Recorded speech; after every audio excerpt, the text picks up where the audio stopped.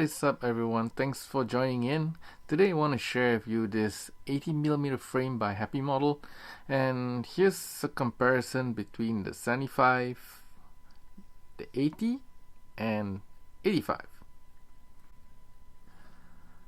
So I'm gonna rebuild the tiny whoop using this 80mm frame, and say you have an extra flight controller lying around. It just so happens that this is an SPI version.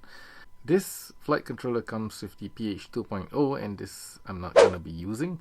I'm going to be using this A30 connector instead. It also comes with this dipole antenna, and I'm not going to be using that either. I'm going to be using the Maple wireless omnidirectional antenna. So we're going to attach the rubber grommets and proceed on with the build. Always flux your electronics before doing soldering.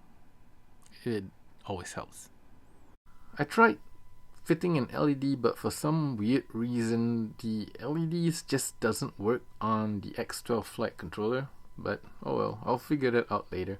In case you don't know, I'm familiar with the LED strip setting on Betaflight, but somehow it just doesn't work. And we're gonna attach the 1002 motors. I'm gonna be building this with the 1002 motors. Now that all the motors are anchored down, I'm just gonna be fitting the flight controller. It took me a little time because I was trying to find the best way to have this oriented exact way that I want it. So the camera that I'll be using for this tiny whoop will be the tiny whoop pinch cam, and I've got this really thin camera mount. It's a little too thin, so I think I'm gonna try doing something about it, because this one's just caused jello sometimes if it's a little too loose.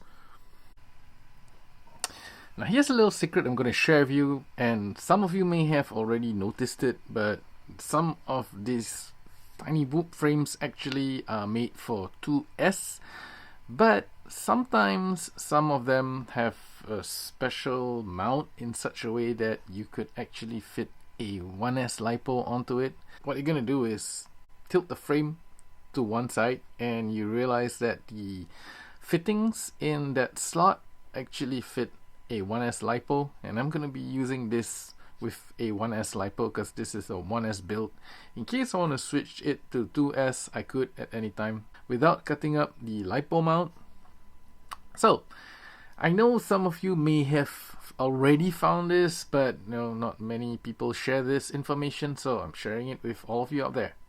Now the props I'm going to be using are these HQ props, and these are the 45 mmx 3GR, and these were sent to me by Happymodel. Thank you so much.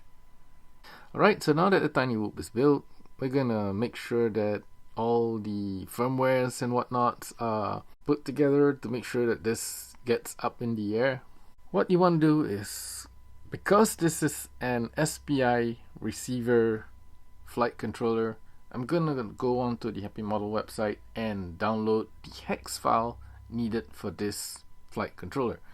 I'm gonna reflash the flight controller with this hex file, and then gonna use the dump file, copy the dump file and paste it into the CLI.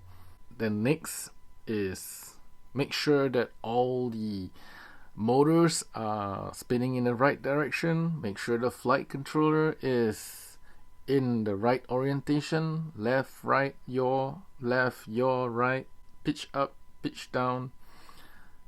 Then next I'm going to use the ELRS lure script from my radio. Then open up Betaflight.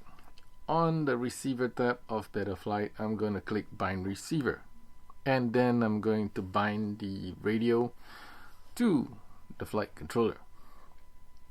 Now there's a high chance that your TAER or AETR is wrong, so you may want to change that. If it doesn't do anything, you probably want to check your radio, because you may have a model mismatch, and that will cause the tiny whoop on Betaflight to be spinning like crazy. So once you have your tiny whoop bound properly, you will have the stick movements on Betaflight all in order like this. And now that everything is done, what we're gonna do is we're gonna head out to the field.